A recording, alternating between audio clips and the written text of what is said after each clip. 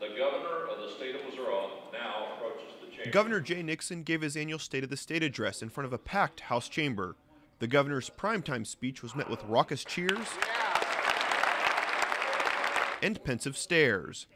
Nixon stressed the need to bring more jobs to Missouri by offering more incentives to companies looking to relocate.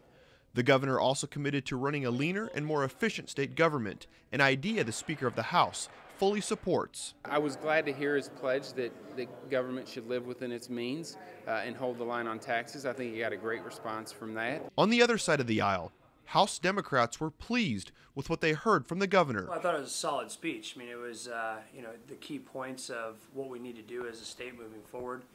Obviously, the jobs being a real huge part of that, and making sure that we have an educated workforce to get into those jobs when they're created. Much of the governor's speech centered on his proposed budget, but he grabbed a lawmaker's attention when he called for a reinstatement of campaign contribution limits.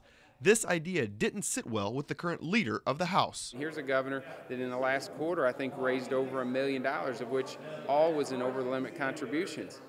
You know, so that's kind of interesting. The guy who's taken more over-limit contributions than anybody in the history of the state is calling for campaign contribution caps. Maybe he should start with himself. Talboy was happy to hear the governor's support regarding campaign contribution limits, but isn't optimistic about reinstating the caps. I would hope it has some progress. I mean, obviously the same folks are in charge that got rid of the limits and allowed you to give more to a state rep candidate than the President of the United States as an individual, and I think that aspect of things, I hope we start having that conversation. Following the governor's State of the State address, the real work begins as the budget process shifts into high gear. We're going to have my budget chairman and the committee look over all the numbers. We're going to send the bills to committee, and we look forward to getting to work on behalf of citizens of the state. It now becomes a race to the finish line as lawmakers work to have the state's 2012 operating budget approved by the May 6th constitutional deadline.